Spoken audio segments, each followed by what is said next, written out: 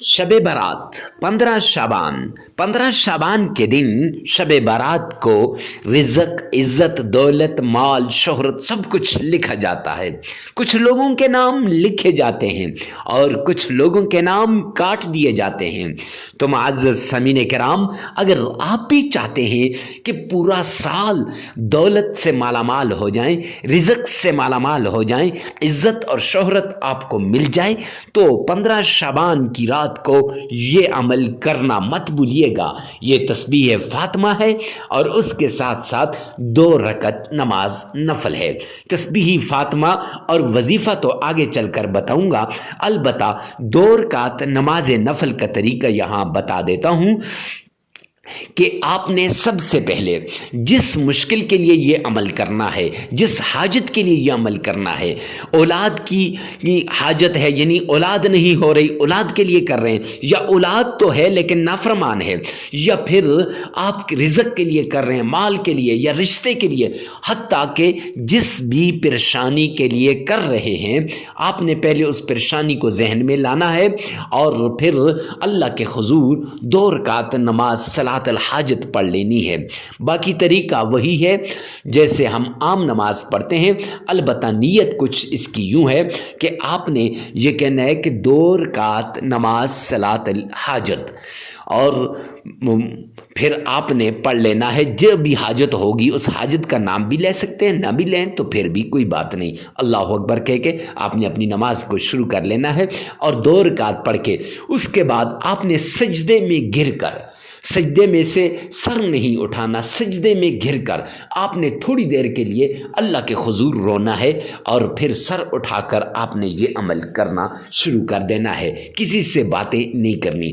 फिर देखना ये तस्बीह फातिमा आपके मुकद्दर को कैसे बदल के रखती है। ये तस्बीह फातिमा आपके नसीब के बंद तालों को कैसे खोलती है।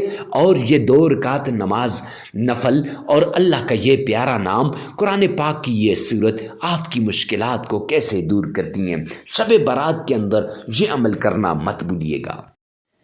बिस्मिल्लाहिर्रहमानिर्रहीम। अस्सलामु अलैकुम वरहमतुल्लाहि वबरकातुहू। मुअज़्ज़ज़ समीन किराम, आज जो हम आपकी खिदमत में हाजिर हुए हैं, ये मसाइब, तकलीफ़ों, परेशानियों से निजात का वो आज़मूदा अमल लेकर हाजिर हुए हैं। बीमारियों से निजात का वो मुजर्रब अमल लेकर हाजिर हुए हैं जो बड़े से बड़े पीर ने अपने ख़ास मुरीद को दिया हो, यानी पीराने पीर शेख अब्दुल कादिर जैलानी रहमतुल्लाह अलैह और हज़रत हसन बसरी रहमतुल्लाह अलैह, इनसे भी बड़े पीर जनाब नबी करीम सल्लल्लाहु अलैहि व आलिहि वसल्लम ने अपने ख़ास सहाबा किराम को दिया है, उसको लेकर आपकी खिदमत में हाजिर हुए हैं। मुअज़्ज़ज़ समीन किराम, जब इंसान मुश्किल में फंस जाता है, तकलीफ़ में फंस जाता है, परेशानी आ जाती है, उस वक़्त अपने रब के दर पे आता है, अपने अल्लाह को मनाता है और अपने अल्लाह के सामने सिजदा रेज़ हो जाता है। जो अल्लाह की तरफ झुक गया, अपने रब की तरफ आ गया, वो तो कामयाबी पा लेता है। लेकिन जो लोगों की तरफ जाता है, फिर उसे पता चलता है कि कौन अपना है और कौन बेगाना है। अपने करीबी रिश्तेदार भी उससे ताल्लुक़ को तोड़ देते हैं और अपने करीबी दोस्त भी उसे छोड़ के चले जाते हैं। लिहाजा परेशानियों में जब ऐसी सूरत हाल आ जाए कि आपका करीबी रिश्तेदार भी छोड़ दे, आपके दोस्त अहबाब भी छोड़ दें, खूनी रिश्ते भी आपसे ताल्लुक़ को तोड़ दें, ऐसी सिचुएशन में मायूस नहीं होना और आपने फ़ौरन कुरान पाक की तरफ रुजू करना है, फ़ौरन अल्लाह की तरफ रुजू करना है और ये अमल कर लेना है। जब आप इस अमल को करेंगे, रब्बे कायनात की कसम, मेरा रब आपकी मुश्किलात को दूर कर देगा, आपकी तकलीफ़ों को ख़त्म कर देगा, आपकी मुसीबतें दूर हो जाएंगी। आज के इस दौर में इंसान अल्लाह की तरफ जाता नहीं, इंसान अल्लाह के दर पे झुकता नहीं, फिर कहता है कि मसाइब कैसे आ गए और इनका हल क्या है। अक्सर लोग मुझे कहते हैं, मुफ्ती साहब हमने वो वजीफ़ा किया اور فلاں نے بھی وہ وظیفہ کیا، اس کو تو بڑا افاقہ ہوا، اسے تو کامیابی مل گئی، اس کو تو اللہ نے ارب پتی بنا دیا، لیکن مجھے کچھ بھی نہیں ملا۔ ارے وجہ کیا ہے؟ اور کچھ کمنٹ میں کہتے ہیں کہ حضرت بیان نہ کریں۔ اور میرے پیارے بھائیوں بہنوں، بیان تو ہم پورا دن کرتے رہتے ہیں، لیکن یہاں کچھ ضروری باتیں ہوتی ہیں جو شیئر کرنا لازمی ہوتی ہیں۔ دیکھیں نا، جب رزق کی پریشانی ہو، مال کی پریشانی ہو، دولت کی پریشانی ہو، جاب کی پریشانی ہو، اولاد کی پریشانی ہو، تو انسان مارے مارے کہاں سے کہاں نہیں جاتا۔ تو کیا 2-4 منٹ کے لیے بیٹھ کے اللہ کی رضا کے لیے اس عمل کو سن لینا، پھر اپنے رب کے نام کو، پھر اپنے رب کے کلام کو، پھر اپنے رب کے قرآن کی آیتوں کو پڑھ لینا، کیا یہ کوئی مشکل کام ہے؟ نہیں میرے بھائی۔ تو یقین جانیے، جو صدقے دل سے کرے گا من کی ساری مرادوں کو پالے گا، تکلیفیں دور ہو جائیں گی، مصیبتیں ختم ہو کے رہ جائیں گی۔ جو باتیں میں نے گنی ہیں، یہ ساری باتوں کے لیے ایسا عمل ہے کہ آپ سوچ بھی نہیں سکتے۔ یوں کہوں تو غلط نہ ہوگا کہ یہ اللہ کے غیبی خزانوں کی چابی ہے، یہ اللہ کے غیبی خزانوں کو کھلوانے والی چابی ہے۔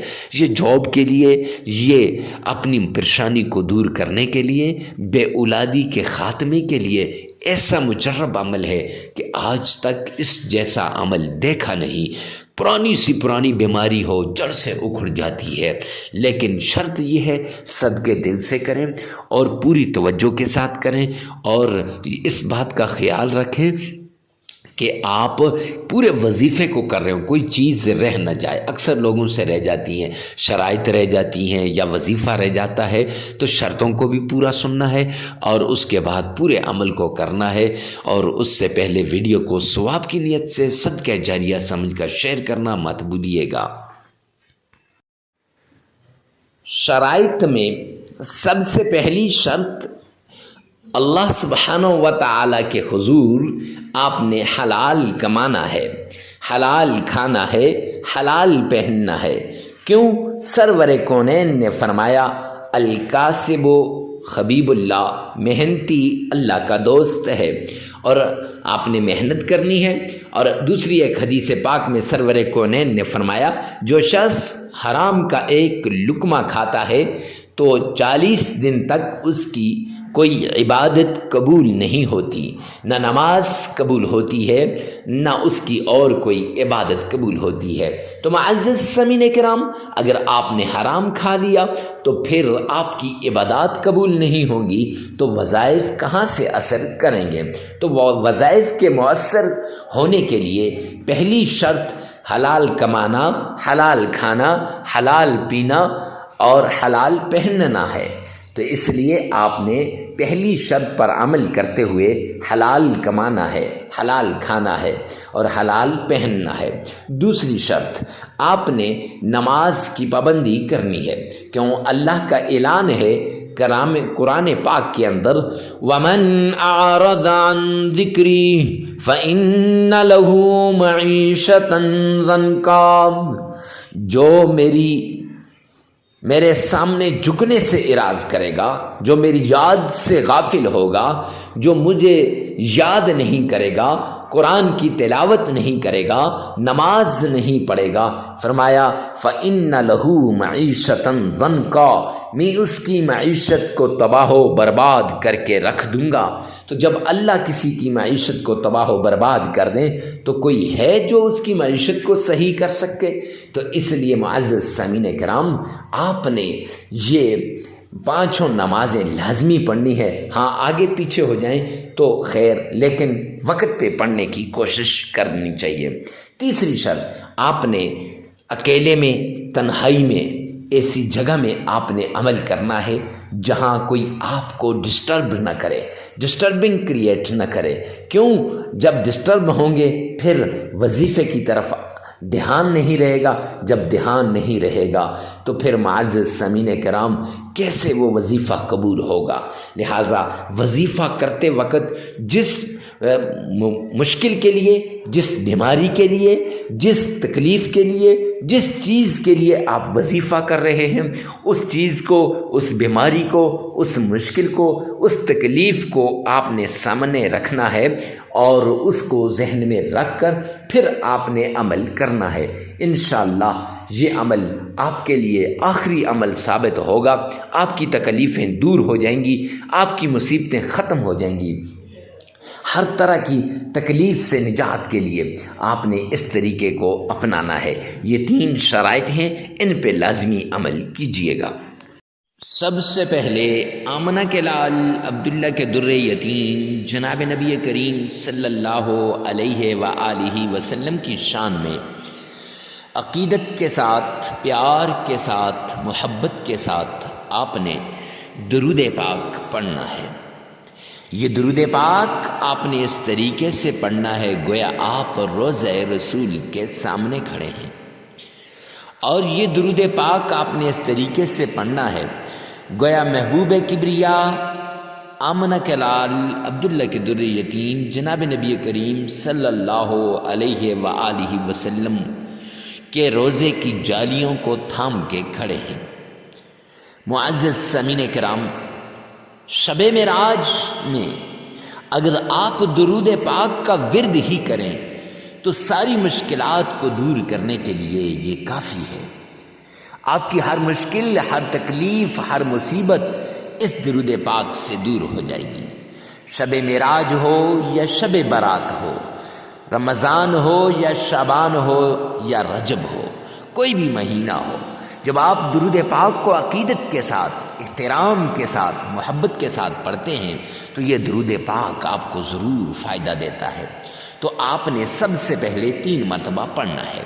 ارے مفتی صاحب یہ 3 مرتبہ ہی کیوں، 3 مرتبہ سے زیادہ کیوں نہیں؟ تو جامع ترمذی جلد 2 کی روایت ہے، حبیب کبریا جناب نبی کریم صلی اللہ علیہ وآلہ وسلم نے فرمایا جو شخص 3 مرتبہ درود پاک پڑھتا ہے وہ اللہ سبحانہ وتعالی کی ذمہ داری میں آ جاتا ہے۔ گویا آپ اللہ سبحانہ وتعالی کی ذمہ داری میں آ جائیں گے، اور جب بندہ اللہ کی ذمہ داری میں آ جاتا ہے تو پھر بندے کے سارے کام خود ہو جاتے ہیں، اللہ کریم ان کے کاموں کو خود کرتے ہیں۔ معزز سامعین کرام، تو جب آپ نے یہ درود پاک پڑھنا ہے، اب پڑھنا کتنا ہے، کتنی بار پڑھنا ہے، کون سا درود پاک پڑھنا ہے اور کیسے پڑھنا ہے؟ 3 بار پڑھنا ہے اور درود ابراہیمی پڑھنا ہے۔ ارے مفتی صاحب درود ابراہیمی ہی خاص کیوں؟ تو اس لیے کہ یہ درود پاک آپ دن میں کئی مرتبہ نماز کے اندر پڑھتے ہیں، اور اس کے ساتھ ساتھ آپ کو اس کا تلفظ بھی صحیح ہے آپ کا، اور یہ آپ کو صحیح طریقے سے آتا بھی ہے۔ اور 3 مرتبہ پڑھنے کے بعد درود ابراہیمی پڑھنے کے بعد پڑھنا کیسے ہے؟ آئیے میرے ساتھ ایک مرتبہ غور سے سنیے گا۔ اللہم صلی علی محمد وعلی آل محمد کما صلیت علی ابراہیم وعلی آل ابراہیم انک حمید مجید۔ اللہم بارک علی محمد وعلی آل محمد کما بارکت علی ابراہیم وعلی آل ابراہیم انک حمید مجید۔ 3 مرتبہ عقیدت کے ساتھ، پیار کے ساتھ، محبت کے ساتھ، ذوق اور شوق کے ساتھ آمنہ کے لال پر آپ یہ گلدستہ عقیدت درود پاک کا پیش کریں گے۔ جب آپ یہ درود پاک کا گلدستہ پیش کریں گے، رب کائنات کی قسم پھر آپ کی ہر مشکل دور ہو جائے گی۔ اس کے بعد وہ تسبیح جس سے اگر آپ کو نوکری نہیں مل رہی تو نوکری مل جائے گی، اولاد نہیں ہو رہی تو انشاءاللہ اللہ نرینہ اولاد عطا فرمائے گا، آپ کی ہر مشکل، ہر تکلیف، ہر مصیبت، ہر پریشانی دور ہو جائے گی۔ وہ تسبیح آپ نے پڑھنی ہے۔ حسبنا اللہ ونعم الوکیل، یہ تسبیح آپ نے 313 مرتبہ پڑھنی ہے، 313 مرتبہ آپ نے پڑھنی ہے۔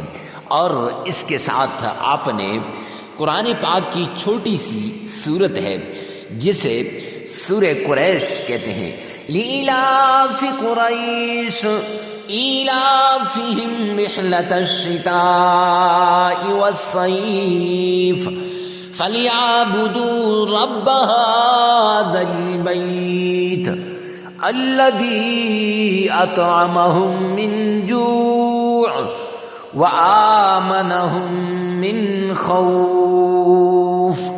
یہ سورت آپ نے 21 ٹائم صرف 21 مرتبہ پڑھ کر سینے پر پھونک مار دینی ہے، اور پھر اس کے بعد اللہ سبحانہ و تعالی کا پیارا نام یا کریم یا اللہ، یا کریم یا اللہ، یہ آپ نے 1001 مرتبہ پڑھ لینا ہے۔ پھر درود پاک آپ نے 3 مرتبہ پڑھ لینا ہے۔ معزز سامعین کرام، عمل مکمل ہو جائے گا۔ یہ عمل آپ 3 دن بھی کر سکتے ہیں، 5 دن بھی کر سکتے ہیں، 7 دن بھی کر سکتے ہیں۔ اپنی ضرورت کے مطابق آپ اس عمل کو کیجئے گا۔ ویڈیو کو ثواب کی نیت سے صدقہ جاریہ سمجھ کر آگے شیئر کرنا مت بھولیے گا۔ اللہ سبحانہ و تعالی میرا اور آپ کا حامی و ناصر ہو۔ والسلام۔